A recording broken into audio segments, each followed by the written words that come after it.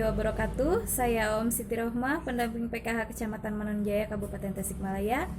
Dalam video kali ini saya akan menampilkan simulasi modul 2, yaitu pengelolaan keuangan dan perencanaan usaha sesi 7, memulai usaha, langkah ke-6. Selamat menyaksikan. Ibu, selanjutnya kita nonton film dulu ya, Bu. Iya, Bu.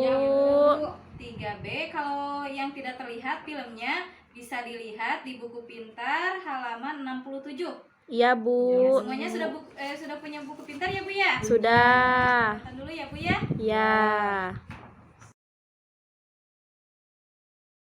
Untung ada pelatihan wirausaha. Dari situ, saya baru tahu bahwa untuk memulai usaha ada urutan langkah yang harus dijalani.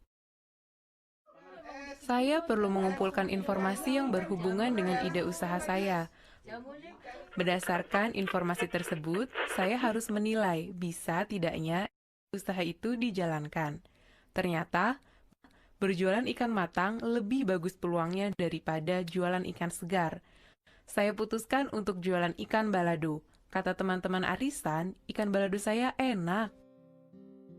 Setelah itu, saya merencanakan keuangan usaha untuk memastikan usaha tersebut bisa memberi keuntungan. Agar dagangan laku, saya juga merencanakan pemasarannya. Dengan menjalani langkah-langkah tersebut, usaha saya mulai berkembang dan mulai dapat pelanggan tetap. Setiap hari setelah dagangan habis, saya langsung belanja keperluan keluarga dan keperluan dagang untuk esok hari. Tapi, uang untuk beli ikan dan bumbu sering tidak cukup. Lama-lama, jualan saya berkurang. Juga keuntungannya. Kenapa jadi begini? Untung saya diingatkan untuk menyisihkan dan memisahkan uang buat modal usaha esok hari. Dan sisanya baru untuk membeli kebutuhan keluarga. Setiap malam sebelum tidur, semua pemasukan dan pengeluaran saya tulis di catatan kas harian usaha. Tiap akhir bulan, saya isi buku arus kas, yaitu catatan total pemasukan dan pengeluaran bulanan untuk 1 tahun penuh. Dengan cara ini, saya bisa langsung tahu usaha saya tumbuh, mandek, atau malah menciut.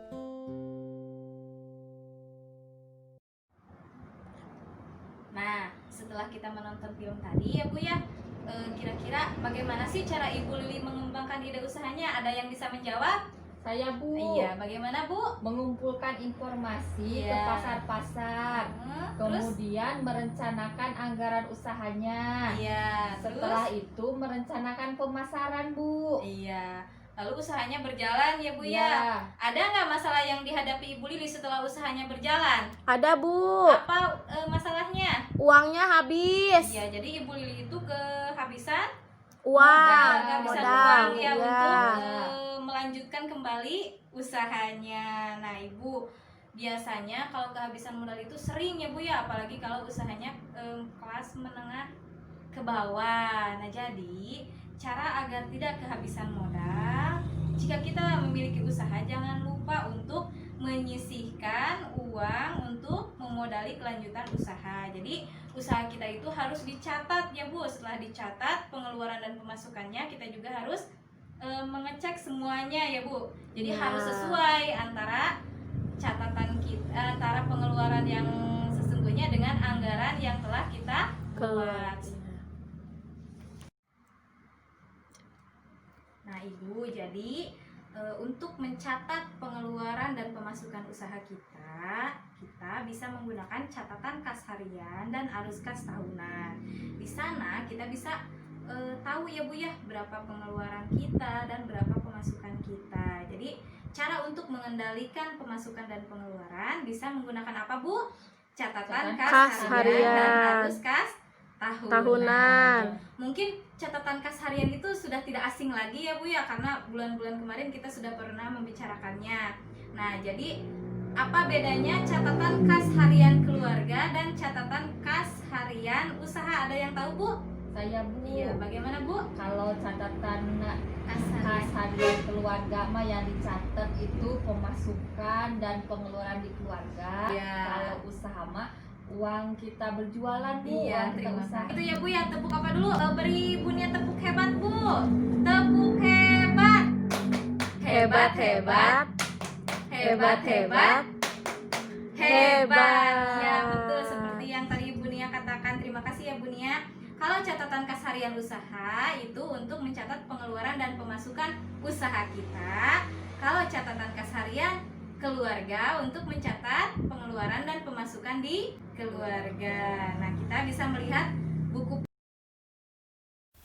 Nah, Ibu, sekarang coba lihat buku pintar halaman 48 sampai 52. Di sana ada contoh penggunaan tabel catatan kas harian untuk usaha.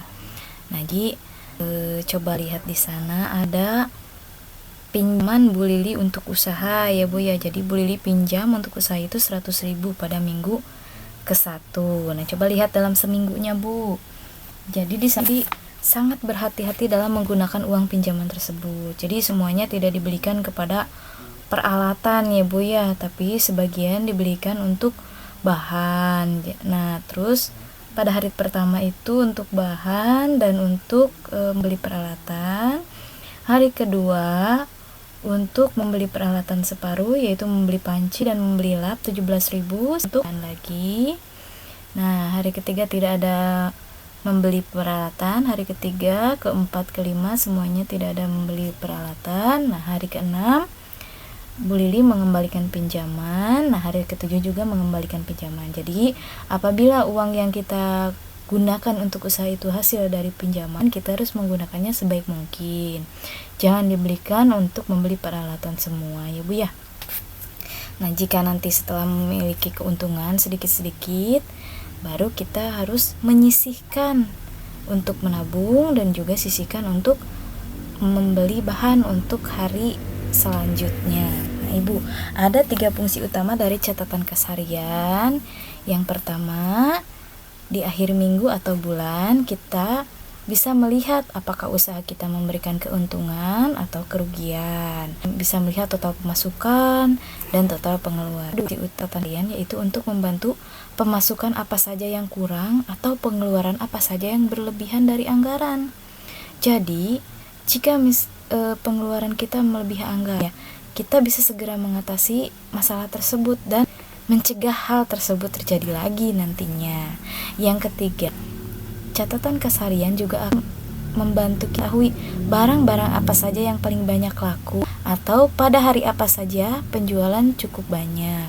Nah, jadi misalkan pada hari Senin karena banyak anak sekolah sehingga penjualan makanan ringan itu menjadi lebih laris. Nah, jadi pada hari makanan ringan diperbanyak dari penjualan yang lainnya. Seperti itu ya Bu. Nah, selanjutnya untuk selanjutnya kita harus membuat tabel arus kas ya Bu ya. Seperti yang kas. Nah, tabel kas itu berisi tentang rangkuman pemasukan dan pengeluaran tiap bulannya. Nah, itu dicatatnya dari tabel catatan kas harian ya Bu ya.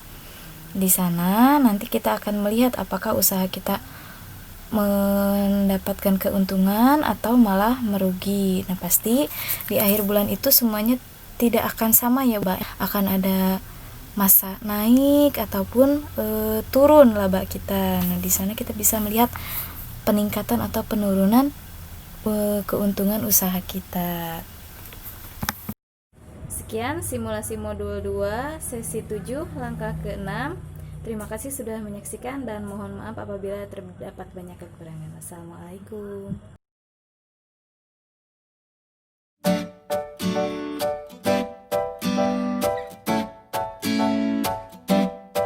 Tak ingin